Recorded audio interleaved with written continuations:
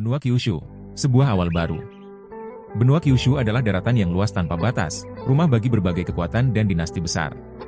Di bagian barat Kyushu, terdapat Suanzhou, berbatasan dengan Dizhou di timur dan Huangzhou di barat. Di Suanzhou, terdapat ratusan kekuatan tingkat keempat, salah satunya adalah dinasti Daxia. Meski begitu, wilayah ini tetap begitu luas, membentang 70.000 mil dari utara ke selatan dan 30.000 mil dari timur ke barat. Di bawah kekuasaan dinasti Daxia, kota Su dikenal sebagai tanah subur, kaya akan sutra, ikan, dan padi. Namun, Xixian, sebuah kabupaten besar di bawah kota Su dengan penduduk lebih dari 100.000 orang, hanyalah tempat yang sederhana. Tidak miskin, tapi jauh dari kata makmur. Di sebelah utara kota Su, sejauh 13 mil, terdapat gunung tandus tanpa nama. Tempat yang sunyi, liar, penuh binatang buas, dan jarang dilalui manusia. Namun, di bawah sinar matahari yang hampir terbenam, sebuah keajaiban terjadi. Seorang pemuda yang sebelumnya terbaring mati tiba-tiba membuka matanya.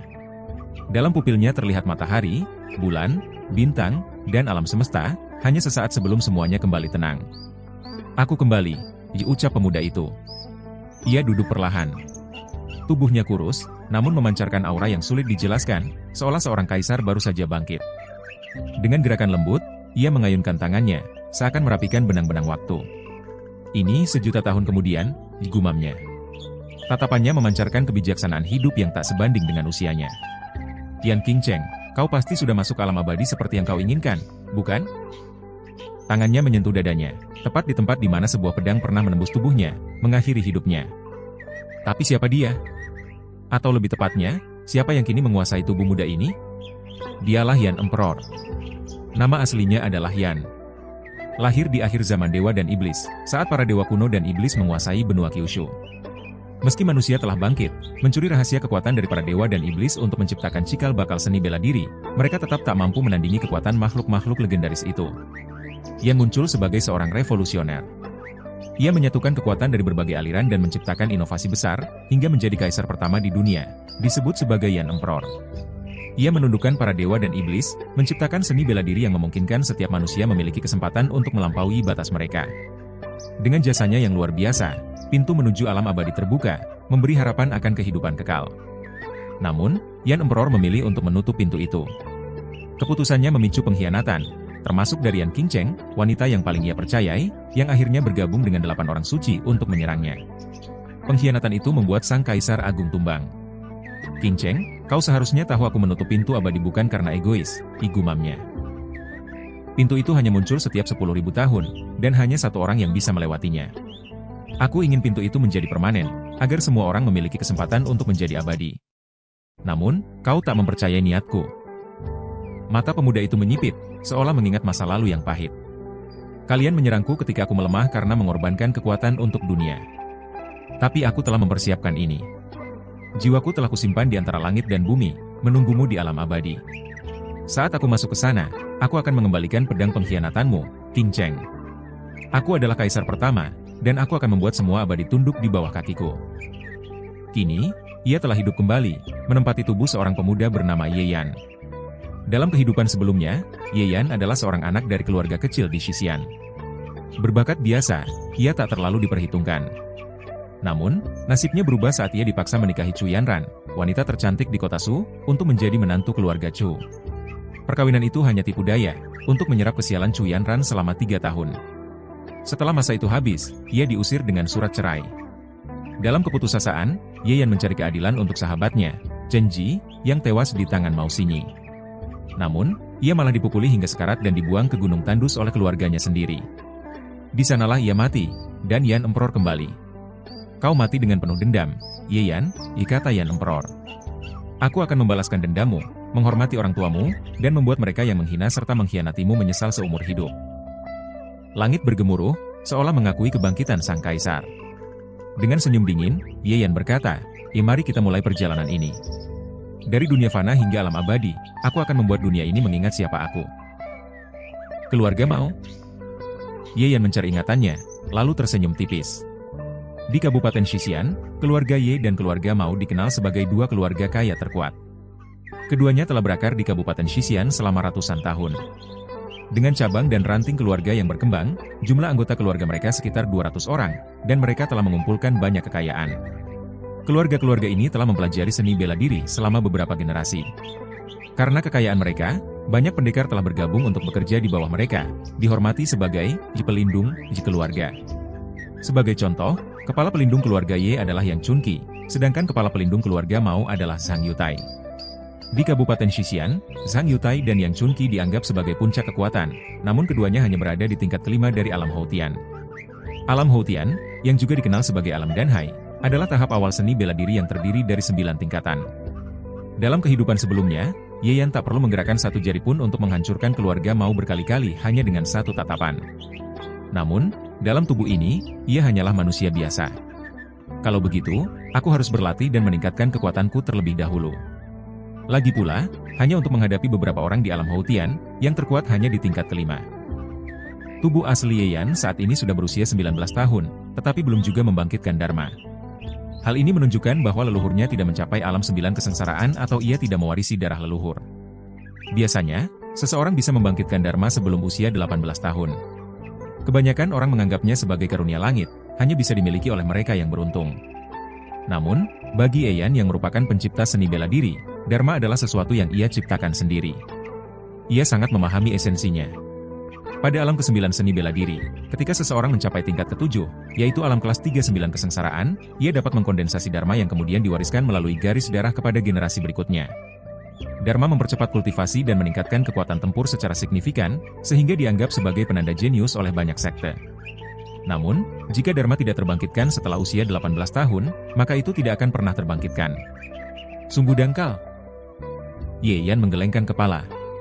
Apakah para dewa memiliki Dharma? Tidak. Namun, para dewa dan iblis yang paling kuat memiliki kekuatan para suci dan memerintah daratan Kyushu selama puluhan juta tahun. Sebelum mencapai alam 9 kesengsaraan, siapa di dunia ini yang pernah memiliki Dharma? Tidak ada. Namun, ia bukanlah kaisar pertama dalam sejarah yang menundukkan para dewa dan iblis hanya dengan satu tangan. Dharma hanyalah pelengkap, dan terlalu bergantung padanya hanya akan membuat seseorang malas, sehingga menjadi kelemahan. Jika tidak memiliki Dharma, bukankah bisa mengkondensasinya ketika mencapai alam 9 kesengsaraan? Dharma hanyalah tambahan, bukan sesuatu yang menentukan. Ye Yan bergumam, jika aku tidak memiliki Dharma, maka aku akan menciptakan Dharma sendiri. Matanya tiba-tiba bersinar terang, seolah-olah matahari, bulan, bintang, dan seluruh alam semesta muncul dalam pandangannya. Boom! Seluruh daratan Kyushu bergemuruh keras. Seketika, seluruh dunia terkejut. Orang-orang keluar dari rumah mereka dengan penuh rasa ingin tahu, menyaksikan pemandangan ajaib ini dengan takjub. Apakah ini kemunculan harta karun legendaris, atau kelahiran seorang jenius tak tertandingi? Dharma Master ke-9, aku kembali, seru Ye Yan. Saat kata-kata itu terucap, sebuah teratai emas setinggi 10.000 kaki muncul di langit, berakar di bumi, dan membuka kelopak hingga mencapai 9 lapisan langit. Setiap kelopak memancarkan ribuan hukum. Dahulu, ia menyebarkan seluruh kultivasi hidupnya. Dalam arti tertentu, dunia ini adalah perpanjangan dari tubuhnya. Mengambil sesuatu dari dirinya sendiri, hal ini sangat mudah baginya. Dharma teratai emas dari segala jalan, kini hadir. Di lembah naga api, yang terletak di Tianzhou di tengah daratan Kyushu, berdiri salah satu kekuatan paling berpengaruh di dunia. Pemimpin sekte ini adalah seorang raja kelas 2, dan dikabarkan ada seorang monster tua yang telah hidup selama ribuan tahun di sekte tersebut. Kultivasinya bahkan telah mencapai tingkat suci kelas 1. Namun, ini hanya rumor. Bahkan para murid dalam lembah tidak pernah melihat sang leluhur. Banyak yang mengira leluhur itu telah tiada, tetapi sekte ini tetap menyatakan bahwa ia sedang berkultivasi demi mempertahankan wibawa. Ketika teratai emas dari segala jalan muncul, semua orang di lembah itu memandang ke langit. Semua pemilik Dharma kehilangan kendali atas dharmanya masing-masing. Secara otomatis, Dharma mereka muncul di atas kepala mereka. Guru, aku tidak bisa mengendalikan Dharmaku lagi. Apa yang terjadi? Mengapa aku merasa Dharmaku gemetar, takut, bahkan seperti akan runtuh? Para murid muda berbicara penuh kebingungan dan panik. Namun, para tetua tidak bisa memberikan jawaban atau kenyamanan. Wajah para tetua pun dipenuhi keterkejutan. Sosok tinggi muncul, mengenakan jubah putih, dengan alis dan janggut putih. Auranya luar biasa. Salam kepada pemimpin sekte. Semua murid segera memberi hormat, termasuk para tokoh penting lainnya. Pemimpin lembah naga api, Bai Tiandang, adalah seorang raja kelas 2 yang menduduki puncak daftar Kyushu Feng Yunlu. Dalam 200 tahun terakhir, posisinya tak tergoyahkan. Namun, kali ini, wajahnya penuh kegembiraan. Dharma tingkat tertinggi. Ini adalah kelahiran Dharma tingkat tertinggi, serunya dengan semangat. Salah satu tetua utama bertanya, pemimpin sekte, apakah ini benar-benar Dharma? Wajahnya penuh ketidakpercayaan. Siapa yang bisa menciptakan visi sedahsyat ini? Namun, sebelum Bai Tiandang menjawab, seorang pria tua bertubuh kurus muncul tiba-tiba. Ia mengenakan jubah abu-abu dan terlihat sangat biasa. Namun, Bai Tiandang langsung menunjukkan rasa hormat luar biasa dan memberi hormat. Salam kepada paman leluhur. Apa? Bahkan pemimpin sekte memanggilnya paman leluhur? Orang-orang segera menyadari bahwa pria tua itu adalah monster suci legendaris dari lembah naga api. Dia ternyata masih hidup. Pria tua itu mengangguk ringan. Ia memandang ke langit dengan penuh kegembiraan. Ini adalah Dharma teratai emas dari segala jalan. Menurut legenda, ini milik Kaisar Agung pertama sejak penciptaan dunia. Langit. Mendengar kata-kata pria tua itu, semua orang terkejut hingga kulit kepala mereka merinding. Apa itu Kaisar Agung? Pada alam ke-9 seni bela diri, seorang suci kelas 1 sudah berada di puncak. Mereka bisa memetik bintang hanya dengan membalik telapak tangan, menundukkan langit dan bumi dengan kekuatan tak terbatas. Namun, di atas kelas 1, ada satu tingkat legendaris yang disebut Kaisar. Dalam sejarah, hanya ada 2 Kaisar Agung. Yang terakhir ada puluhan ribu tahun lalu, sehingga kebanyakan orang tidak percaya pada eksistensi tersebut. Namun, lembah naga api berbeda. Dengan sejarah ratusan ribu tahun, sekte ini memiliki banyak catatan sejarah kuno. Apakah Kaisar ini memiliki keturunan? Mengapa tidak pernah ada dharma serupa selama bertahun-tahun ini? Ditanya Bai Tiandang. Pria tua itu berpikir sejenak, mungkin darah Kaisar terlalu sulit diwariskan. Setelah jutaan tahun, akhirnya muncul pada seorang keturunan. Namun, orang ini mungkin tidak mengetahui latar belakangnya sendiri, apalagi kehormatan leluhurnya. Bai Tiandang semakin bersemangat. Paman leluhur, jika kita bisa menerima orang ini sebagai murid. Seni bela diri dunia akan dipimpin oleh lembah naga api, seru pria tua itu dengan semangat. Bawa anak ini ke sini secepatnya. Aku sendiri yang akan mengajarnya dan mewariskan seluruh keterampilanku. Mendengar ini, para murid lembah naga api dipenuhi rasa iri yang mendalam. Seorang suci, berapa banyak yang ada di Zhongzhou? Mereka bisa dihitung dengan jari satu tangan. Dengan bimbingan seorang suci, bahkan seekor babi bisa dilatih menjadi seorang raja, bukan? Para murid di lembah Yanlong tidak menyadari bahwa sang sesepuh tua saat ini tengah diliputi kegembiraan sekaligus kegelisahan. Menerima seorang keturunan Kaisar Agung sebagai murid, terutama Kaisar Agung pertama yang menciptakan dunia dan seni bela diri, adalah sebuah kehormatan yang tiada tara. Kehormatan ini cukup untuk membuat namanya tercatat dalam sejarah dan dikenang selamanya. Sekte Wandao dan Cixin Jie pasti juga mengincar anak ini. Kita harus bergerak cepat, desak sang sesepuh tua dengan nada tegas. Kemudian ia menambahkan, tidak, aku harus turun tangan sendiri. Bisa saja para tokoh besar itu, yang biasanya tak peduli, memutuskan untuk bertindak dan merebut anak ini dari kita. Semua orang terperangah. Bukankah beliau seorang suci? Jika seorang suci ingin mengambil murid, bukankah semua orang akan berlomba-lomba menawarkan diri? Namun kali ini berbeda. Bahkan untuk tugas sederhana seperti menjemput calon murid, sang sesepuh tua merasa tak aman dan memutuskan untuk melakukannya sendiri. Para murid hanya bisa merasa iri pada pemuda yang baru saja membangkitkan citra Dharma Kaisar Agung tersebut. Namun tiba-tiba, sebuah keajaiban baru muncul di langit. Lotus emas lain bermekaran, berdampingan dengan yang pertama, membuat para saksi mata terpana. Setiap kelopak yang terbuka dikelilingi oleh hukum-hukum surgawi yang melayang di udara. Para prajurit biasa hanya merasa kagum, tetapi para raja dan suci merasa seolah-olah hati mereka hampir berhenti berdetak. Hukum langit dan bumi. Bagi mereka yang mampu menyerap dan memahami hukum-hukum ini, sebuah langkah kecil dapat membawa perubahan besar dalam kekuatan mereka. Sang sesepuh tua di lembah Yanlong kini membisu, terpana oleh pemandangan itu. 2 lotus emas bermekaran secara bersamaan? Apa artinya ini? Mungkinkah ada keturunan Kaisar Agung lainnya yang juga membangkitkan citra Dharma? Tetapi bagaimana ini mungkin terjadi secara bersamaan? Aku juga harus menerima anak ini sebagai murid, seru sang sesepuh tua penuh tekad. Namun sebelum pikirannya selesai, lotus emas ketiga muncul di langit, memancarkan cahaya cemerlang. Ketiga lotus itu berjejer, setiap gerakannya menyebarkan serpihan hukum surgawi yang luar biasa. Sang sesepuh tua kehilangan kata-kata. Sebagai seorang suci yang seharusnya memiliki ketenangan mutlak, ia kini hanya mampu tertegun. Lotus emas ketiga. Dan kemudian, lotus keempat mekar, diikuti oleh yang kelima, keenam hingga yang kesembilan. Langit Shisian penuh dengan cahaya 9 lotus emas yang menyilaukan. Setiap kelopak yang bergerak membawa rahasia-rahasia hukum surgawi, dan banyak ahli bela diri mencoba duduk bersila, berusaha memahami serpihan hukum itu. Bahkan jika mereka hanya memahami sedikit, itu sudah cukup untuk mengubah hidup mereka. Namun, di tengah semua ini, sang sesepuh tua hanya bisa memandang dengan ternganga. 9 keturunan Kaisar Agung? Ini jelas melampaui segala pemahaman yang ia miliki. Fenomena serupa terjadi di berbagai penjuru Kyushu. Di sekte Wandao, sekte Tianmo, dan sekte-sekte besar lainnya, para monster tua yang telah lama bersembunyi dalam meditasi kini keluar, terbang seperti meteor. Dunia terkejut dan terguncang. Namun di balik semua ini, Ye Yan, sang pemicu keajaiban, tetap tenang. Sebagai Kaisar Agung pertama dalam sejarah, sosok tertinggi yang hidup selama 9 kehidupan, apalagi yang mampu membuatnya terkejut? Kembali, serunya pelan. 9 lotus emas yang memancarkan cahaya di langit segera terbang turun. Saat mereka mendekat, ukurannya menyusut hingga hanya 3 inci. Lalu, ke-9 lotus itu bergabung menjadi satu, membentuk lotus unik yang tampak seperti batu giok tetapi juga seperti emas. Setiap kehidupan mempelajari 10.000 jalan dunia. Penyatuan 9 kehidupan menjadi satu, itulah Dao sejati, ujar Ye Yan. Dao adalah sesuatu yang melampaui langit dan bumi. Jika langit diibaratkan sebagai seorang kaisar yang memerintah dunia, maka Dao adalah tatanan itu sendiri, kekal dan tak tergantikan. Dengan tenang, Ye Yan menyerap lotus Dao tersebut ke dalam tubuhnya. Lotus itu berakar di dantiannya, memancarkan aura misterius. Citra Dharma telah selesai, gumamnya puas. Jika orang lain melihat ini, mereka pasti akan terperangah. Membuat citra Dharma sebelum mencapai peringkat ke-9? Itu adalah hal yang mustahil bagi siapapun, kecuali Ye Yan. Sekarang giliran tubuh, lanjutnya. Dharma bisa meningkatkan kekuatan, tetapi pertahanan tubuh juga penting. Tanpa tubuh yang kuat, tidak ada jaminan menghadapi serangan mendadak.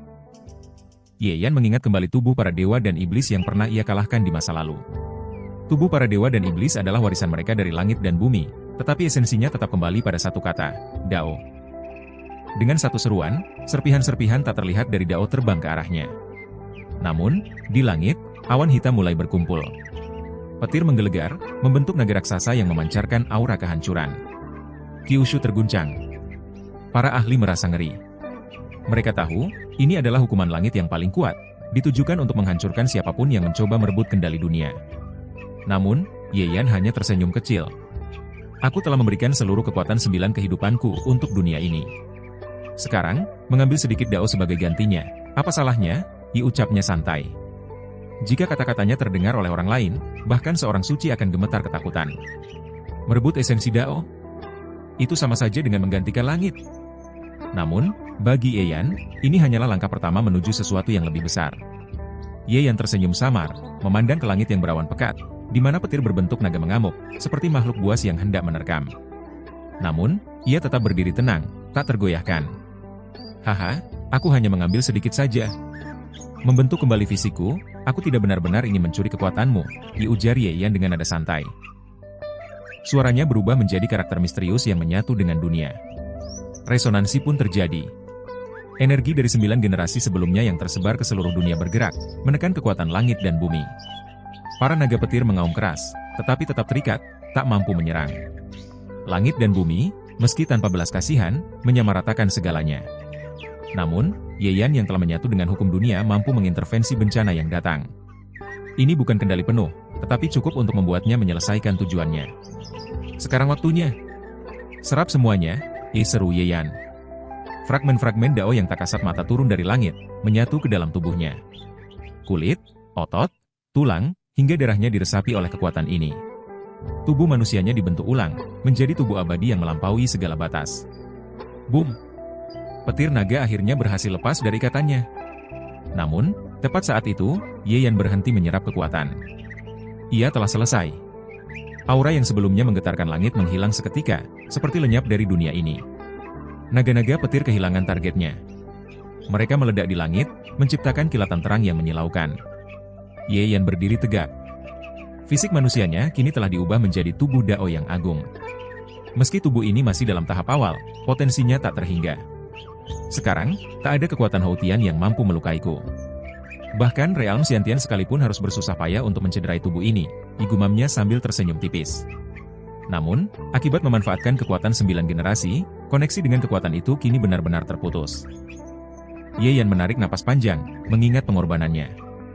Dahulu, ia menyimpan jejak jiwanya di tengah Dao untuk bisa kembali ke dunia ini. Dengan kekuatan 9 generasi, ia melindungi jiwanya dari pengejaran para musuh yang dulu berusaha menghapus keberadaannya. Namun, itu semua sudah berlalu. Kini, ia memulai segalanya dari awal. Jika aku bisa menjadi Kaisar Agung 9 kali, maka untuk ke-10 kalinya, aku pasti bisa lebih kuat, pikirnya. Aku akan melampaui batas dalam hidup ini. Dengan tekad yang membara, Ye Yan mulai bermeditasi. Golden Lotus dari Dao di dantiannya bangkit. Aura spiritual dari radius 10 mil terserap dengan cepat, mengalir deras ke dalam tubuhnya seperti air bah. Dantiannya yang sebelumnya kering kini penuh, seperti oase di tengah gurun. Pecah, diperintahnya. Cerak. Terdengar suara pecahan dari dalam tubuhnya. Dantiannya meluas, menggandakan kapasitasnya. 2 kali lipat, 3 kali lipat hingga 10 kali lipat dari kapasitas awalnya. Ye Yan tersenyum tipis. Hanya dalam satu latihan, ia mencapai puncak tingkat pertama Realm Hautian. Bagi orang biasa, mencapai tahap ini saja butuh waktu berbulan-bulan, tapi baginya, hanya butuh beberapa tarikan napas. Namun, ia tidak berhenti di sana. Dengan tenang, ia mengulangi prosesnya. Dalam waktu kurang dari setengah jam, ia telah mencapai tingkat ketiga Realm Hautian. Sebuah kecepatan yang tidak masuk akal. Hanya aku yang bisa melakukan ini, gumamnya sambil tertawa kecil. Golden Lotus di dantiannya berhenti berputar. Sepertinya, energi, ajaib, itu perlu waktu untuk pulih. Ye Yan memutuskan untuk berhenti sejenak. Saat ia berdiri dan bersiap melangkah, terdengar suara teriakan dari kejauhan. Tuan! Tuan! Suara itu semakin dekat, disertai derap langkah yang berat. Ye Yan mengerutkan kening, lalu tersenyum kecil. Huzi yang bodoh itu, katanya pelan. Tak lama kemudian, sosok tinggi besar muncul dari balik bayangan pepohonan. Anak laki-laki berusia 16 atau 17 tahun itu jauh lebih tinggi dari pria dewasa biasa. Tubuhnya besar, seperti beruang, dan otot-ototnya terlihat jelas meski tertutup pakaian sederhana. Tuan! Anak itu berlari ke arah Ye Yan dan langsung berlutut, memeluk kaki tuannya sambil menangis terseduh-seduh. Huzi pikir tuan sudah mati, serunya dengan suara serak. Meskipun kata-kata itu terdengar tidak menyenangkan, Ye Yan hanya tertawa kecil. Senyum hangat muncul di wajahnya, sebuah ekspresi yang jarang terlihat darinya. Dasar bocah bodoh, gumamnya sambil menepuk kepala Huzi dengan lembut. Aku di sini, hidup-hidup. Huzi adalah seorang bayi yang ditinggalkan dan ditemukan oleh orang tua Ye Yan ketika mereka sedang menjalankan bisnis. Karena kebaikan hati pasangan itu, mereka mengadopsi bayi tersebut, memberinya nama Yehu, dan memanggilnya dengan nama panggilan Huzi. Sejak kecil, Huzi dikenal tidak terlalu cerdas. Membaca buku membuatnya pusing, ia tidak bisa berlatih seni bela diri, dan tidak pernah berhasil mengingat latihan apapun. Namun, satu kelebihannya yang menonjol adalah kemampuannya makan dalam jumlah besar. Orang tua Ye Yan sering kali khawatir dengan kemampuannya ini. Namun, ketika Huzi menginjak usia 12 tahun, mereka tidak lagi mempermasalahkan kekurangannya. Meski Huzi tidak pernah berlatih bela diri secara formal, ia memiliki kekuatan alami yang luar biasa. Di usia yang masih muda, ia sudah memiliki kekuatan sebesar 1000 jin, setara dengan seorang pendekar tingkat pertama. Ketika usianya menginjak 16 tahun, kekuatannya melonjak menjadi 3000 jin, sebanding dengan pendekar tingkat kedua. Meskipun demikian, Huzi tetap sederhana dan setia. Orang tua Ye Yan memperlakukannya seperti anak sendiri, dan Ye Yan menganggapnya sebagai saudara. Sebagai balasan, Huzi menganggap keluarga Ye Yan sebagai penyelamatnya. Ye Yan membantu Huzi berdiri dan bertanya, bagaimana kamu bisa menemukan tempat ini?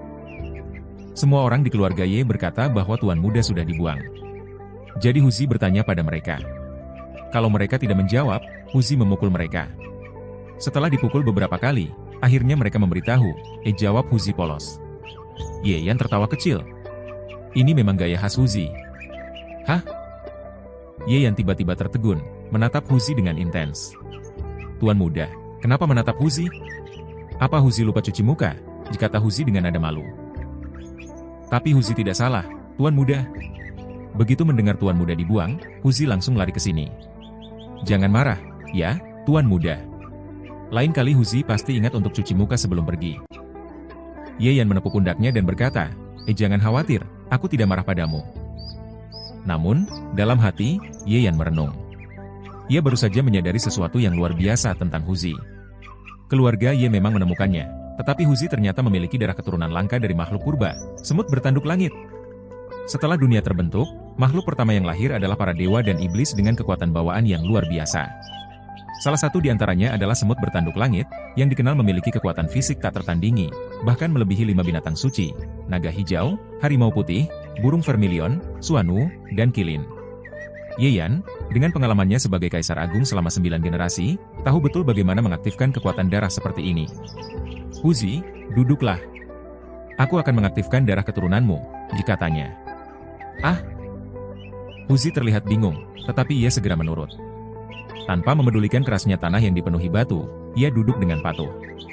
Ye Yan tersenyum kecil dan mulai menekan beberapa titik akupuntur di tubuh Huzi. Segera, aliran darah Huzi terhambat di beberapa bagian tubuhnya. Pembuluh darahnya menonjol, dan matanya memerah. Tuan muda, Huzi merasa tidak nyaman. Huzi mengeluh, tetapi tetap tidak bergerak sedikit pun. Tahanlah, kata Ye Yan dengan tegas. Di bawah tekanan ini, tubuh Huzi mulai menunjukkan tanda-tanda aktivasi darah dewa dan iblisnya. Setelah beberapa saat, Huzi meraung keras. Dengan kekuatan besar, ia memecahkan hambatan di dalam tubuhnya, dan aliran darahnya kembali normal.